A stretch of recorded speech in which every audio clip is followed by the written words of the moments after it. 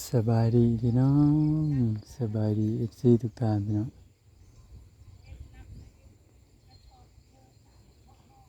อืม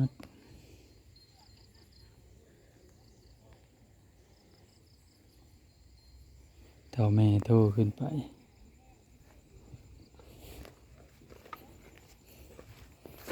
เท่าแม่โทรขึ้นไปคันนาขาดเป็นแถวว่าสั่นป๊อดโตคันนาใหญ่ขาดหมุนไปปุ้ยเลยทับเขาหมุนเบิดเขากับเขาตายเนาะ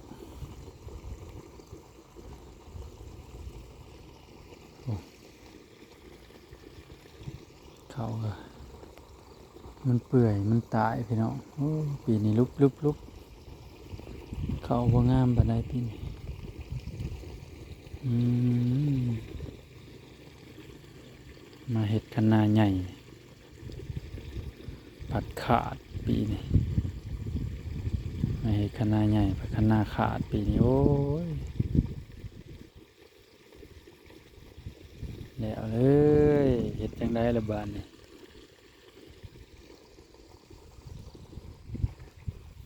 อยากให้อยากห้องแล้วเห็นแบบนี้เมื่อย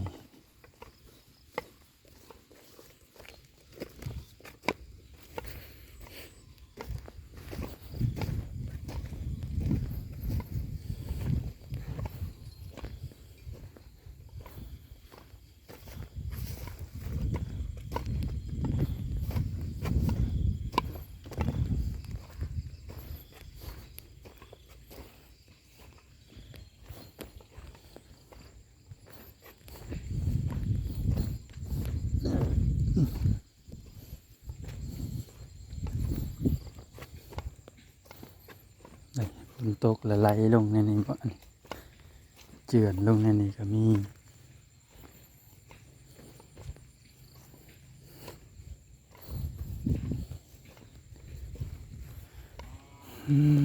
ต่อ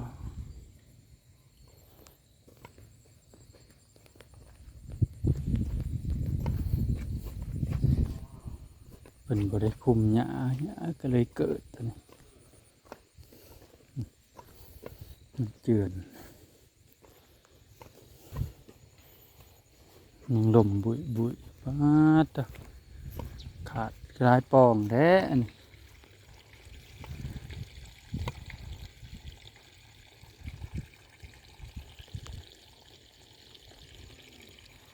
ปองนี่ก็ขาดจนสุดจำว่าคันนี้ทับเขามุนเบิดขี้ดิน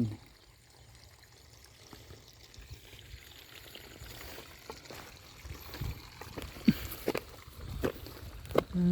ม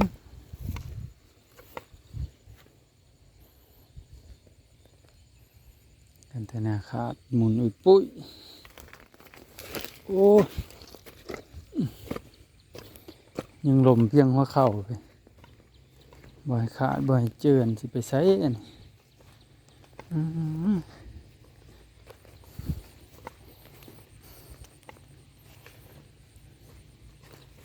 พี่ตัวนี้ให้กระขาดยักตัวนี้ให้กระคักตัวดินกำลังงามเจือนถิ่มไปเบิดโอ้ตัวนาขาดให้นาขาด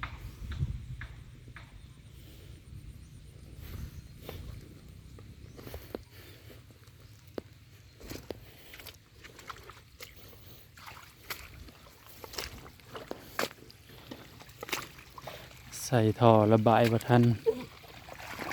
ท่อใหญ่เลยมันเป็นท่อน้อยระบายบ่ทันขาดไหลมาทับ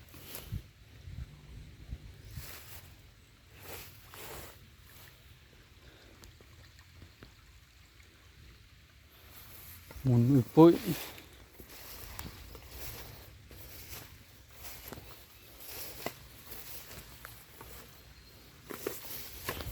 ฝนก็ยังมาอยู่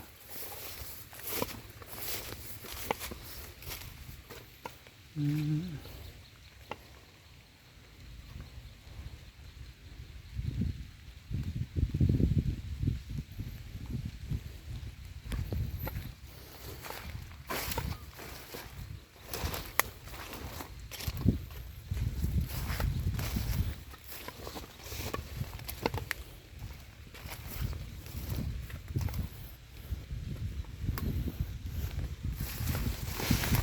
แบบนี้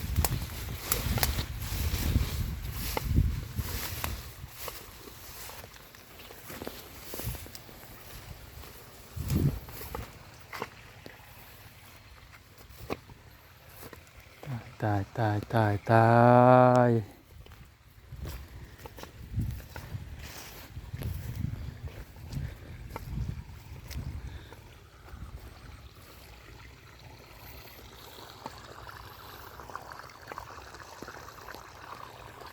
น้ำท่วมจนตายเบิดเข้ากะโอ้บ่เหลือหยัง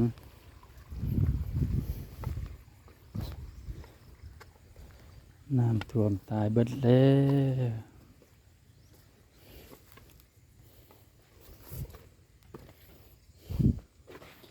เฮ็ดจังไดล่ะบาดนี้อื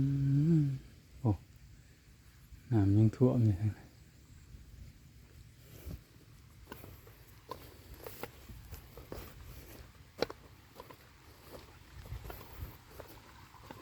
เฮ็ดจังไดบาดนี้จังสิให้มีวิธีบอกหน่อยเด้อ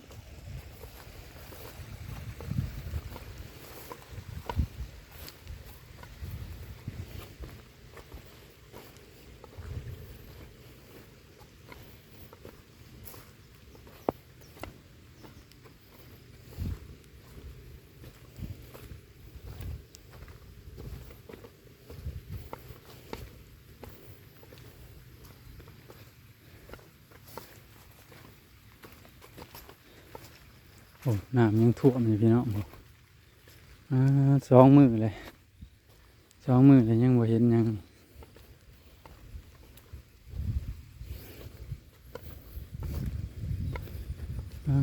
มาทางพี่ขาดอีก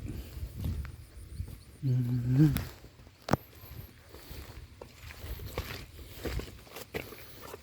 โปรดว่าผลดีปีนี้ธนาคารหมุนอุดปุ้ย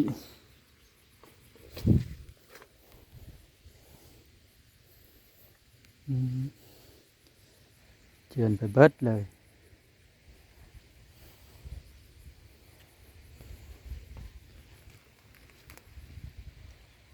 เขาแม่น้ำมาท่วมก่อนกันพักเขากันเลยบ่ได้เหลือหยังหล่นขาดตั้งแต่ผู้ขาดปุดมาตอนนี้ก็เรียบร้อยคือกัน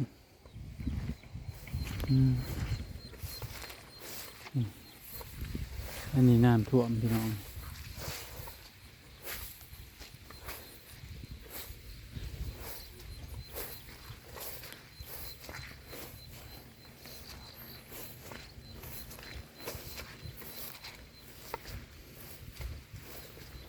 สบายพระท่านมาด้วยน้ำคลองอยู่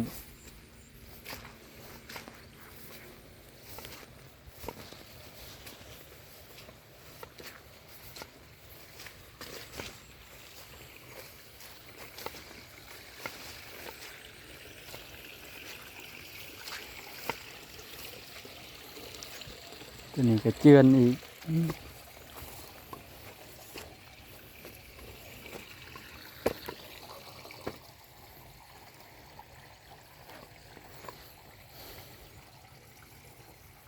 เอาหันออกนี้ล่นอีกโอ้โธ่ตัวนี้ก็อันตรายได้พี่น้องเลย